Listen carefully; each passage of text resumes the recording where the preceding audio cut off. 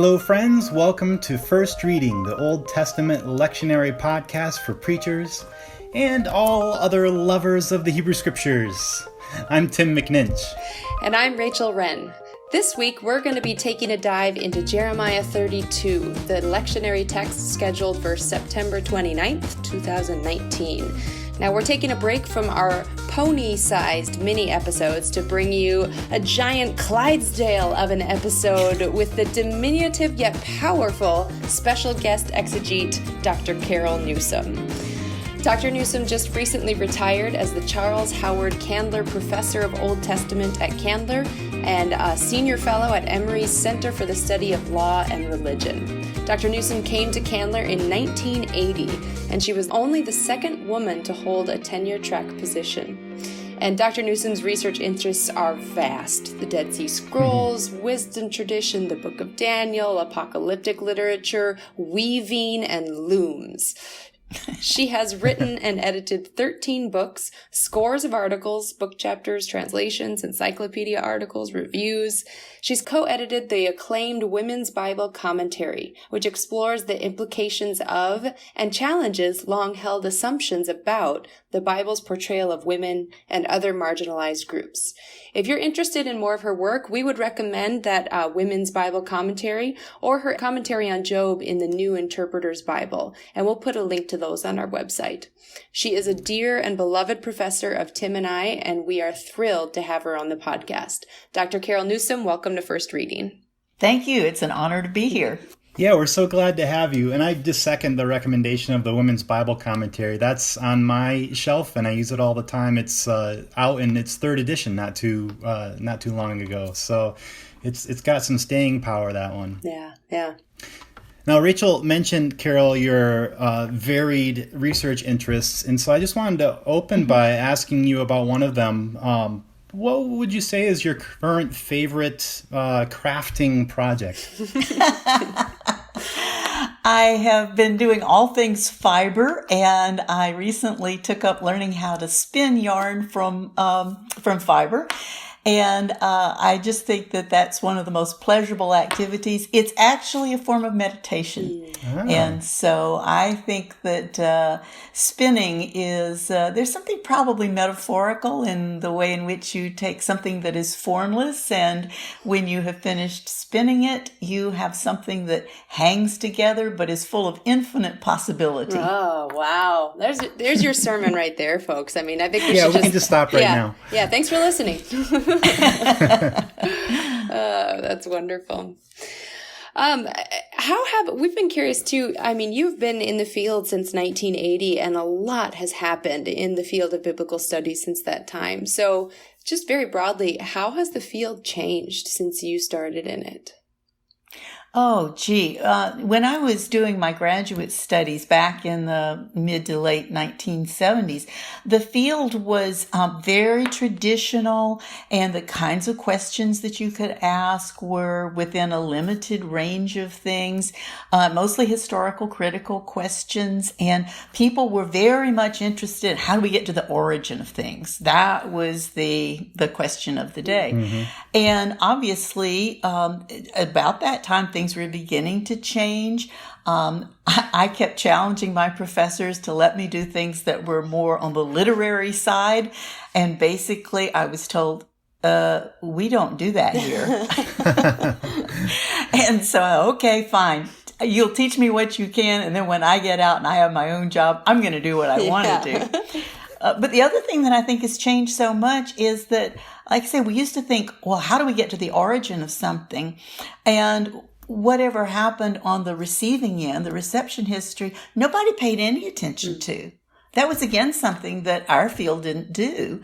And now, reception history, what's the life of a biblical text as it goes out into the world and gets reinterpreted, that's one of the most lively parts of our field that there has been. And I think in part that's related to the fact that we've got people in the field now who come from all kinds of different backgrounds, who represent different we have different genders, different ethnicities, different sexual orientations, and much more international, globalized. And so you get that many different people coming together, and the questions are just going to be really different.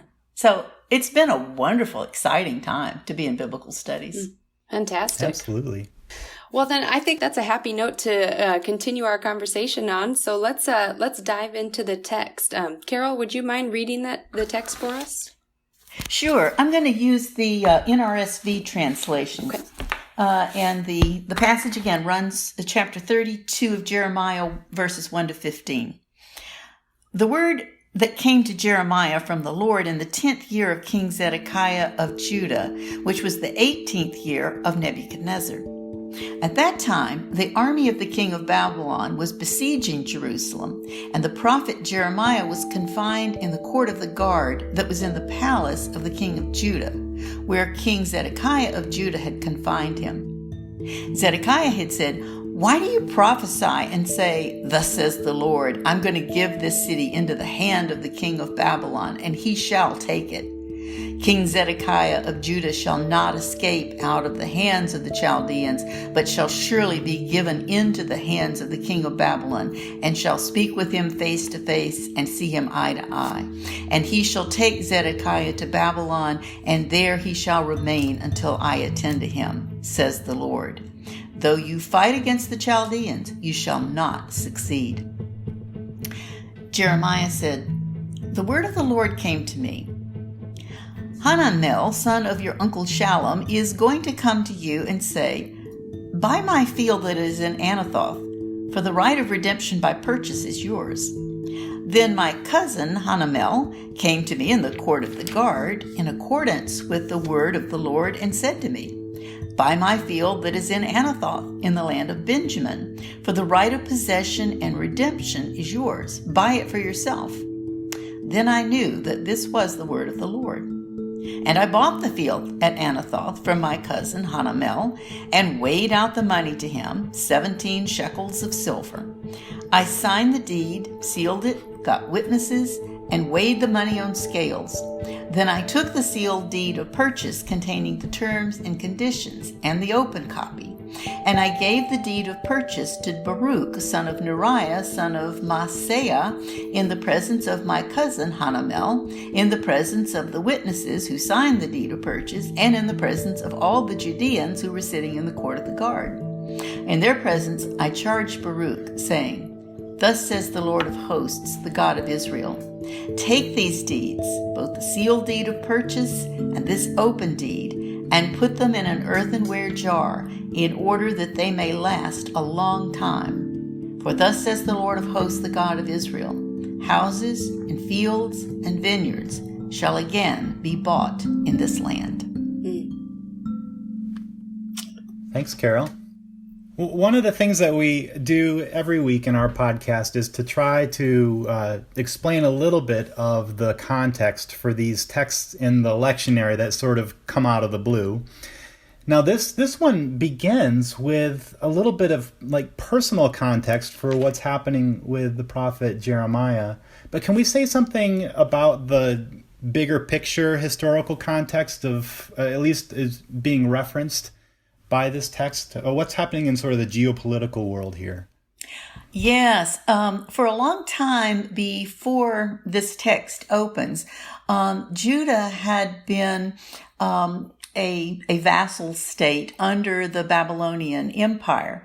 And none of the little vassal states liked being vassal states because the empires siphoned off a lot of the resources and money requiring tribute every year. So it was economically terribly burdensome. Plus, it was humiliating not to have your own independence.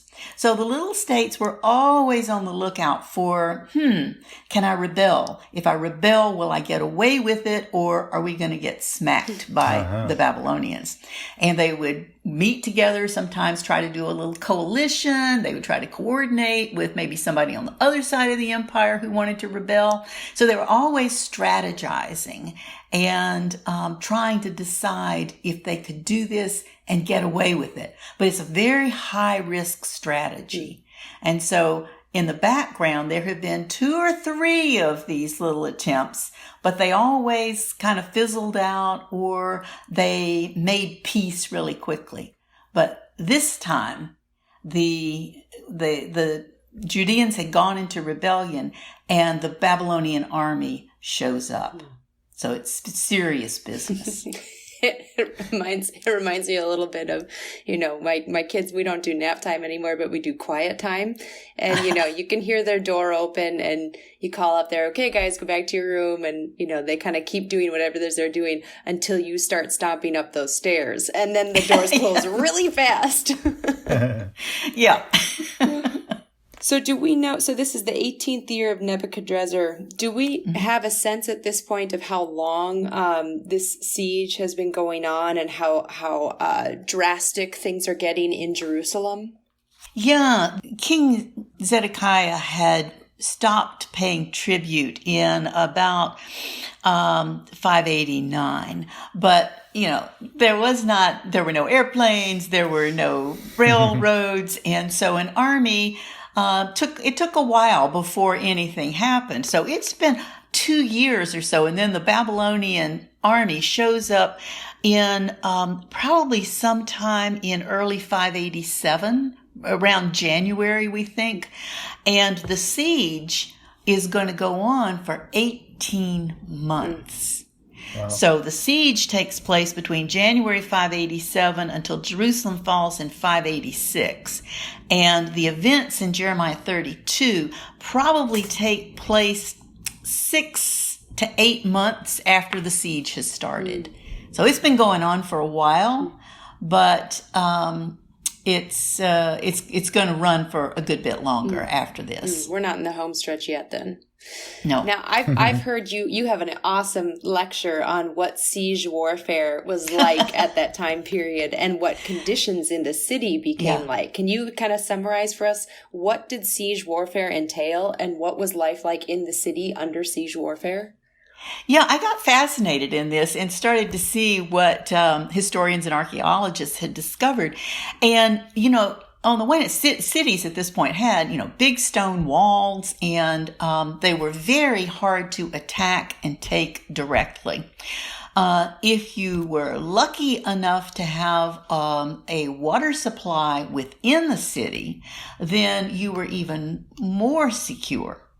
Nevertheless, when an army pulls up outside your gates, they can cut off all of the surrounding countryside and try to starve you out or to wait until you've exhausted your water supplies. Because when your food's gone, your water's gone, you're not going to last very long. So it's this but the people inside are hoping, how long can the Babylonians afford to keep their troops out there? Because they've got to supply them. And they might be needed to do something more urgent on the other side of the empire. So maybe we're going to luck out and they're just going to up and leave. So it's this psychological uncertainty. Each side thinks that it can outlast the other. Now, in the city, if you knew you were going to get besieged, your spies had come back and told you, first thing you do, of course, is you gather all of the food sources you can. But also people who are living outside, they want to come to the city because their little farms and villages, they're going to get massacred if they're outside. So people are crowding in. They're bringing their cattle. They're bringing their sheep. They bring whatever grain stores they've got. Now, these cities in antiquity, they're not big. And if you bring that many people and that many cattle, etc., into the city, it gets crowded, it gets smelly, it gets unhygienic, and who's going to eat the grain, the cattle or the people? So pretty soon you start slaughtering the cattle. And so this creates this really bizarre party atmosphere in the city, because in antiquity, people maybe ate meat a couple of times a year, big festive occasion. all of a sudden we got to slaughter all these cattle. It's, emotionally, it's like saying party time. And so that the saying that you've heard from the Bible, eat, drink, and be merry, for tomorrow we die. That's what they're talking about, is the weird psychological dynamics of those first few weeks or months in a siege, when there's abundance to eat, there's abundance to drink, but it's all under the shadow of, because we don't know what's coming tomorrow. So this is the way things begin in a siege, but then pretty soon you've eaten up the cattle and you've eaten up a lot of the grain, and there's a fascinating little passage in Ezekiel where God commands Ezekiel to take a little bit of lentils, take a little bit of rye, take a little bit of barley, and mix all of this together and make bread. Mm. And he calls it bread of siege. And, this has nothing to do with that wonderful, wholesome Ezekiel bread that you find in the grocery store. Yeah. Instead, what they're saying is, after the siege has gone on a little longer, you don't have enough of any one grain to make a loaf of bread. You are literally scraping the bottom of the barrel to try to get a little of this, a little of that, and make something to eat out of it. Mm-hmm. So this is what's happening several months into the siege. People are getting nervous, and they're also getting on each other's nerves. And part of the city says, we really need to surrender and just see if we can negotiate our way out of this. And the other side is saying, you're crazy. They're going to kill us. Our only hope is to resist to the end and hope that we can be saved that way. So people start fighting with each other inside the city. It reminds me a little bit of when the power goes out and all of a sudden, it's time to eat whatever's in the fridge. Yes. It's not going to last, so eat, drink, and be merry. Yeah, that's right. But then if it goes on for 2 weeks, you got problems. That's right. That's right. So Jeremiah finds himself sort of besieged within a siege. Yeah. He's under confinement himself and has a prophetic perspective on the situation. So that's the first, 5 verses or so of this chapter. What do we want to say about his message in the midst of this situation? Yeah, Jeremiah is kind of what a lot of people would have called a traitor. Because his, the word of God that he insisted he was commissioned to bring was surrender to the Babylonians.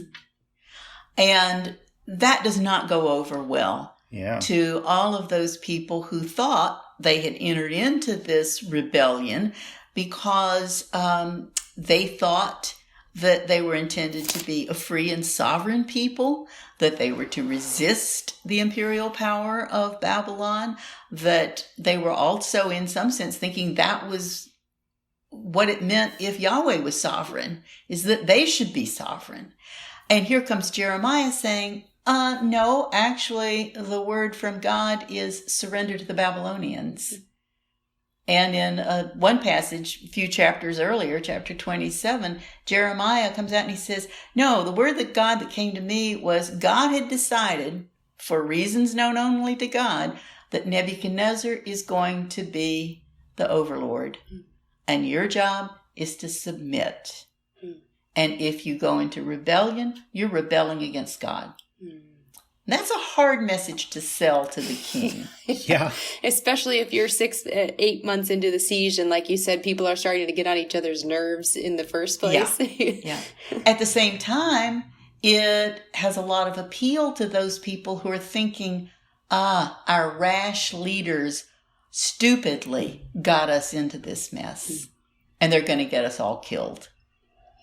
So there were people who were very strongly in favor of what Jeremiah said and thought this is a hard pill to swallow, but it is what we're supposed to do. And those who thought he was simply being a traitor. Well, and,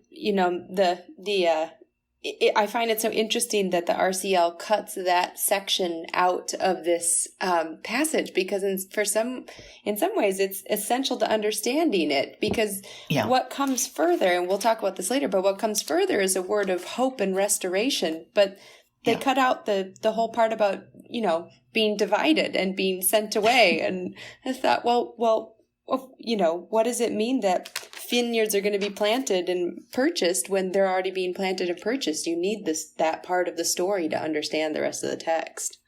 Yeah, you do. And if you just look at those 3 or 4 verses in there, they're very awkward, and they really read like, oh, and before all of this happened, let me tell you. Mm-hmm. So it is kind of background that's filling us in on the dynamics.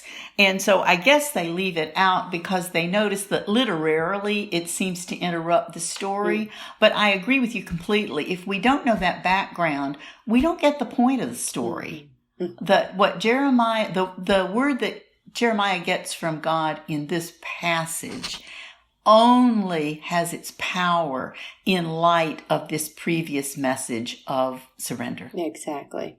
Now, where the RCL wants us to pick up is when the word of the Lord comes to Jeremiah and does this foretelling of something that's about to happen. And when you ask people, what does it mean to be a prophet, or what is prophecy, you often hear that word, foretelling. It's telling the future. But can you flesh out for us a little bit, how common is this sort of prophetic foretelling in the Bible itself? Oh, not at all. Yeah. No, it's very rare. And in this one, and of course, there's not that much of a time gap, apparently, between the time in which the word of the Lord says, this is going to happen. Yeah. And then all of a sudden, here comes his cousin who shows up and lo and behold, says this thing. And we have no idea why the story gets told exactly this way, but it may be that what we have here is an actual event from Jeremiah's experience, that his cousin shows up and he says, buy my field. And we'll talk about that in a minute, why this would be an odd thing to happen at this moment. But it may be that what Jeremiah, then the way the text is asking us to see is that this is such a bizarre thing to happen. And so there's this presentiment that, look, something weird is about to happen to you. Something weird happens. And so Jeremiah is plumbing for, what's the significance in this? Mm-hmm. And it's that sense of, wow, there is something significant about this that's worth thinking about, meditating on, and it has to do with how does this get connected with the theme of hope? Yeah, it's almost like if this hadn't been pre-told to Jeremiah, when it happened, he might have just blown it off. Like, there's more important things to be worrying about right now. But because he had been told by the Lord beforehand, then he knows, I should pay attention to this. Yeah, because, think about the situation. This is how weird this is. The guy comes up and he says, I'd like to sell you a piece of property. Okay, what do you think the market value of property is when the Babylonians are in the neighborhood just about to lay waste to everything and take it for themselves, undoubtedly, and probably massacre large proportions of the population? This is not a good real estate investment. And that's what makes it so weird. Yeah, everybody's got a cousin like that, right? Yes, right. And nobody in their right mind would buy that property. And they're going to get into this debate. Well, wait a minute. You're the family member who's obligated to do this. It's your responsibility. But I would say at that point, no, all bets are off. That pertains to normal times. These are not normal times. Mm-hmm. So the weirdness of this, I think, is that as just an ordinary real estate transaction, doesn't make sense.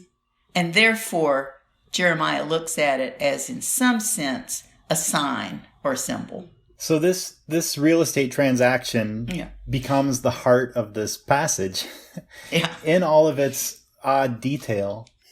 And, I don't know how much into the weeds we want to go with these little details, but I wonder if we can say anything about some of the customs that are there that for a modern audience might just seem strange or hard to understand.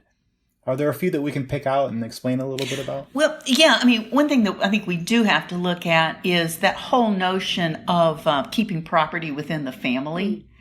And that's the basis when his cousin comes up and he says, buy my field that is in Anathoth, for the right of redemption by purchase is yours. And again, he says, buy my field, for the right of possession and redemption is yours, buy it for yourself. In the ancient Israelite society, land was tied to families. Now, you could sell it to outsiders, but that was considered something you only did in extreme situations, because that was your patrimony, that was your heritage, your inheritance. Mm-hmm. And to sell it outside the family was really to begin to dissolve your family. Therefore, the next of kin had an obligation. If you had to sell, then somebody in the family was supposed to buy it. And then eventually, if you were able, you could purchase it back again. But it stayed in the family that way. And we remember the story of Ruth and Naomi and Boaz. And right. Naomi has this field to sell. And so Boaz and this other man whose name is not mentioned are debating in chapter 4. Okay, which one of us is the one that has the right of redemption? And Boaz finally pulls a fast one and says, and by the way, I'm going to marry Ruth. And the man who had the first option says, okay, fine, you take the total package. I don't want the wife. So it's against that background that Jeremiah is being approached to buy this land. Now, you might say, wait a minute. The whole message that Jeremiah has been giving is that Babylon's going to take over everything. And so what does it mean to continue that notion of buying land? If there's, quote, not going to be a future, why do it? And I think that starts to bring us toward the heart of this passage. Is there a future? Well, and Jeremiah, like when I think one of the things about Jeremiah that's so interesting is when he goes for something, he goes all in. That's just all over the whole text, and it's no different here. He buys out the land, he weighs out the money, he writes the deed, seals it, has it witnessed. Of course, this is actually one of the most detailed big pieces of information we've got on how real estate transactions were carried out. But what strikes me about this is the normalcy of it. There's no haste in this. There's no cutting corners. This is honoring every step in the process. If you've ever bought a house, you know how many documents you have to sign. Oh my gosh, it's unending. Well, the formality, the ritual, it's all recorded here. And I think that's our first hint toward where the passage is going. Because we are just about to enter into a period when everything normal is going to be destroyed. When life as usual, the king's presence, the temple's presence, our presence in the land, all of that is about to be lost. So this is that little moment which starts to talk about Jeremiah is doing things as though everything was normal. Mm-hmm. What does it mean then, that juxtaposition between now it's normal, soon it's not going to be? And then at the end, the one thing that's not normal in this passage, after he's gone through all of this detail, and he has Baruch take this sealed deed and put it in an earthenware jar in order that it may last for a long time. That's not normal. Mm-hmm. That's not what you ordinarily do. And instead, that's a gesture toward the fact that, no, things are not going to be normal for a long, long time. On the other side of it, though, why it's so important to protect that deed is that somewhere in the future, life, ordinary life of buying and selling, life of planting and harvesting, life of raising families, that is going to return again, but not for a long, long time. I love that idea of the slowness of this passage. I hadn't really picked up on it when I read it, but in part, I think because it's so slow, you kind of like start to speed up your reading. Like, okay, this is the boring part, like genealogies or something like that. But when you really do sit with that for a bit, it's almost like a movement of, I'm not quite sure what to call it, but like embodied resistance or embodied hope, where Jeremiah is enacting hope in himself by going through the normal everyday things you're supposed to do. He is actually like, it's almost a sign act of hope that he does it this way. And that just could be a really interesting thing to run with as a preacher, of the ways that we embody hope in our very, bodies during times when we know hope is hard to come by. Yeah. So. No, I think that's exactly where I would go with this text. Yeah. And even when things might get worse before they get better. Yes. Because that's important here. I mean, you could read this if we didn't have the first part of this text and only had the real estate transaction. We might think that Jeremiah's point is that the disaster is not going to happen. Let's just keep going on with life as we've always known it. But it's that little hint in the earthen jar of sort of time capsuling this deed, which is his hint that, things are going to get really bad before they get better. Yeah. But the hope is there for the future, not for the immediate future, but for a ways into the future. Yeah, because, if it, as you're right, without that sense that, yes, he is still preaching doom, there is no doubt about that. Without that, it would be cheap hope. Yeah. Right. It would be facile hope, and it would be false hope.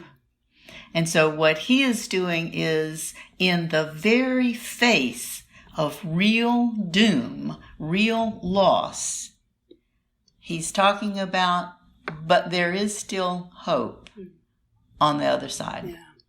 Yeah. And that's costly and precious, and just the kind of hope that's rebellious in the fact that it's hopeful even. Yeah, it's very radical. Yeah. It's very radical. Yeah. Mm-hmm.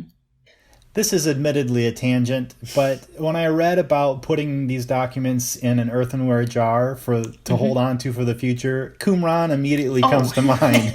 Absolutely. These documents were stuck in these earthen jars for almost 2,000 years before they were recovered and still legible, and so this was really a safety deposit. Yeah.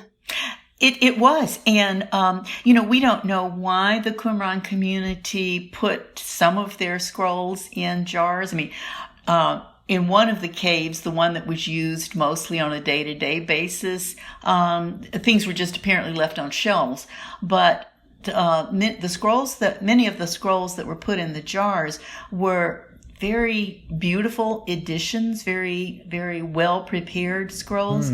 And we do know that their community got destroyed by the Romans in 68 CE. And one of the suggestions has been that they knew that the Romans were coming, and that they stored some of the most precious of the scrolls in the jars in almost exactly the same way of thinking that Jeremiah does, that a horrible destruction was about to come upon them, but that was somehow not going to be the ultimate end. But those scrolls would have a future, which, ironically, they did. Yeah, exactly. That's what's so cool. It almost makes you think maybe they were reading Jeremiah. Yeah. It could be. Yeah, right. Okay. I am kind of curious about the place of writing in this text. Yeah. Because this is in a context which is, historically mostly oral. The fact that scribalism seems to have an important symbolic role in this text. Is there anything particular we could say about that? Yeah, this culture it operates both with oral and with written texts, and particularly once again, real estate was one of the first areas where the written document became very important. Sure. Because people needed to have records that could settle disputes. And so the written documents that pertain to what we would call contracts and real estate are some of the oldest uses for writing in the ancient world. And what's interesting here is that as it describes it, it talks about, it suggests almost that there are, an open copy and a sealed copy. And so I was looking into this to see, what exactly is the technology of this. And what they would do, they would take a long sheet of paper and they would write out the sales contract. And they would, you have your whole document there, and then you would fold it up, and the witnesses would usually write their names on the outside.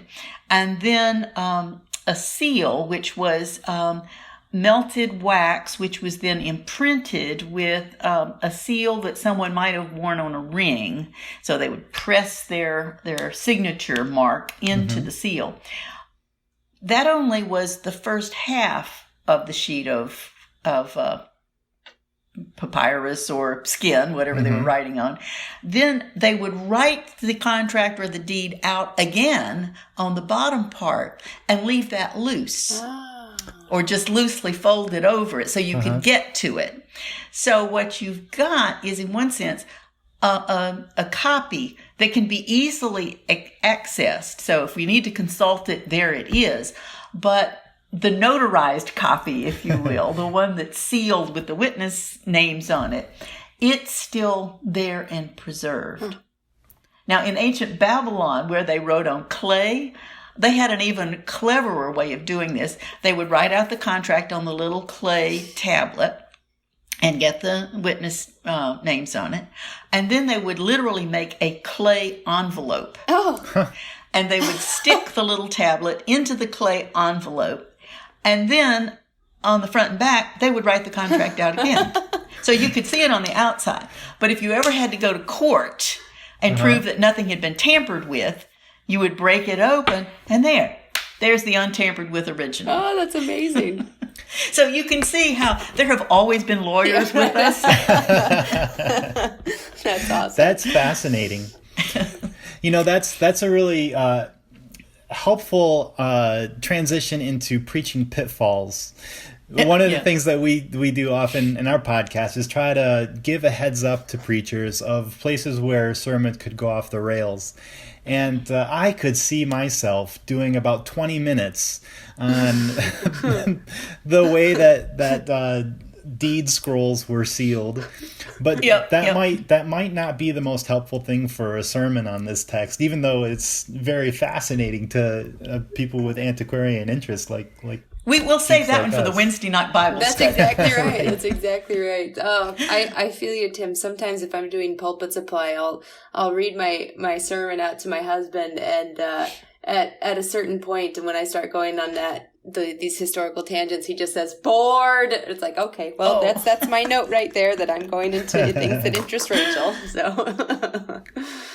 No, I was thinking, though, about this text, and, you're right. That would be one way. As interesting as we find it, that might go off the rails. Similarly, I think one could also, tempting as it is, there are other passages, if you wanted to talk about ancient empires and powers and that sort of thing, there are other texts that would fit better. I think it would be a bit of an imposition to try to incorporate, critique of empire into this passage, because that's not what this one lends itself to. But instead, as we were talking about earlier, I think this one is about that. How do you live in the face of the certainty in which your whole world is about to fall apart? Yeah. And it looks like it is about to fall apart so decisively. The one sort of obvious response to it would just be just nihilism, just giving up, just entering into despair. And it's really hard to see why that's not the end point. And I was thinking, well, what are some circumstances like that? And I was thinking, what about a family in which you know that a member of the family has a terminal disease, and you have to live with that for a number of months before it even happens. And so everybody knows that life as we know it is just about to end decisively, and our family is about to be torn apart. And a passage like this doesn't say, oh no, a miracle is going to happen and nothing is going to go wrong with your life. But instead, it points us to that hard business of, no, you really are going to go through a lot of suffering. And you are going to lose everything that feels normal. You are going to lose everything that feels like what holds it together. But this little ritual that we are doing, this little putting aside of taking of something right now that is a normal activity, and we're going to put it in a safe place, because somehow on the other side of this, a long time from now, but sometime on the other side of that, this family is also going to once again begin to laugh, begin to do things that feel ordinary, are going to, not forgetting what has been lost, but in a sense of honoring it by saying, we now do again those things that we did when life was whole. And I think that's a strong message from this passage. Absolutely. I think about that. I mean, it's easy sometimes for us to think about these in very personal terms, but I read this and my first thought was, oh yeah, climate change. And we're facing the societal deep concern that our whole world as we have known it is perhaps threatened with destruction. And what does it mean to care for a piece of earth? Even though we know that this land may undergo unimaginable destruction, devastation, can we believe that God will be present with the earth on the other side of that catastrophe? And that's what I think is also important about Jeremiah, is that there was a real debate in the aftermath of the fall of Jerusalem about where's the future of the whole people. Maybe the future is just with the exiles. Maybe from here on out, we're just going to be a people in diaspora. And Jeremiah, from beginning to end, keeps insisting that no, there is also going to be a future here in this place. This is God's covenanted land, and there will also be a future here.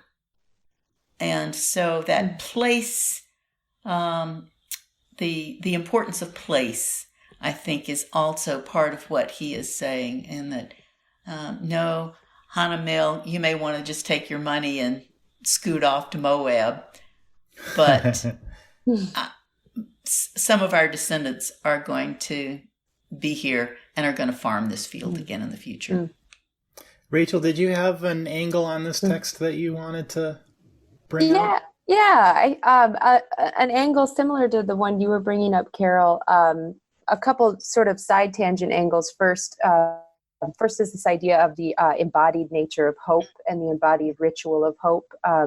If you're in a community that is facing tough times right now, I think of rural areas that are underwater in Nebraska, or that are facing really stiff crop prices and not the prospects of a great harvest. What does it mean to embody hope as you are facing that kind of disaster and it's coming? And much like a marauding army, there's not a whole lot you can do about the weather. So how do you embody hope in that scenario? I also found it really fascinating to think about if you're a pastor who is linked up with a prison ministry, what would it be like to go and do a Bible study on this passage with them to get their impressions of what it is like to have hope in prison? What is their impression of God's use of a prisoner in this scenario? Granted, he's one that was probably put there unjustly, but still, that sort of concept is could lend itself to some really interesting sermon points. That's a really important perception, I think. It's one that we kind of passed over in talking about the passage. This takes place specifically, yes, with Jeremiah imprisoned. Yeah. Yeah. Mm-hmm. And that's one of those details that it's easy just to pass over as background information, but I think you've shown how that could be a very important hermeneutical point of entry. Mm-hmm. Oh, whenever you say something like that, I'm back in my graduate course just thinking, oh, I said something smart to Carol Newsom. And then finally, I think to really highlight this idea of hope, I had the idea of doing a progressive sermon using the refrain of houses, fields, and vineyards, and just almost coming at the text backwards through that refrain of really meditating on each of those. What does a house signify? It's a home, it's a life, it's a family, it's rootedness. What do fields signify? Work, income, stability, community. And vineyards, what do they signify? Growth, abundance, flourishing, all of these things that were dissolving around Jeremiah. And so if you run with that refrain and keep repeating it throughout this section, that houses, fields, and vineyards shall again be purchased into this land, you can transition that to the climate change, as you talked about, Carol. You can transition that to our lives. What does it mean for God to promise that rootedness, stability, and flourishing will return even in the face of sure disaster? So that's how I was coming at it. How about you, Tim? Yeah, I was thinking about this in quite similar terms as the two of you. I guess maybe what I would add to the conversation, I started thinking about the bad investments in our world. You know, the way that these people understood their covenant with God to be about land and about the preservation of land among their families. There are things that God has called church communities to, which are kind of their inheritance, you know, their vocation, generation after generation. And some of those things may involve what seem to be intractable social problems, whether it's working against poverty, climate crisis issues like we were talking about, perhaps the struggles of immigrants in your community, or dealing with racial violence. These things that seem like they very well may get worse before they get better. Mm-hmm. And yet this is the kind of passage that speaks against giving up, against despair. Not that everything's going to be great next week, but that sometimes we're called to continue to invest ourselves, our energy, our time, even our money into things that from an outside perspective might seem like bad investments. Like we're just flushing all that stuff down the toilet. Yeah. But, God gives us a calling to invest in these things, even when it's probable that there won't be short-term gain from it. Yeah. That perhaps God is the one who will make the lasting difference, whether we get to see it in our time or not. So I thought this passage lends itself to that kind of persistent pursuit of the callings that God's given us. Yeah, especially since so much of our culture is just permeated by economic thinking about cost-benefit analysis. That's right. And so that's sort of our default, and it just seems like the common sense. And this is, you were saying this is quite a challenge to that. Yeah. Well, that sounds like a wonderful place to wrap up. Carol, it was just a pleasure to have you on. Thank you so much for coming. Oh, it's been my pleasure. It's always good to have these conversations with two of my favorite people. Oh, look at that. People on the internet can't see me blushing. Yeah, right, exactly. Well, folks, we hope you enjoyed the podcast for today. If you are interested in more of Dr. Newsom's work, head on over to the website, firstreadingpodcast.com. Music during the first reading this week was by Blue Dot Sessions. And we do encourage you, as always, to subscribe to the podcast on our website or on iTunes or wherever you get your podcasts. It also helps if you give us some stars and a review, but most importantly, while you're thinking about it, help us spread the word by telling somebody about First Reading. But I think that's all we've got for you. So until next week, I'm Rachel Wren. And I'm Tim McNinch. Thanks so much for listening.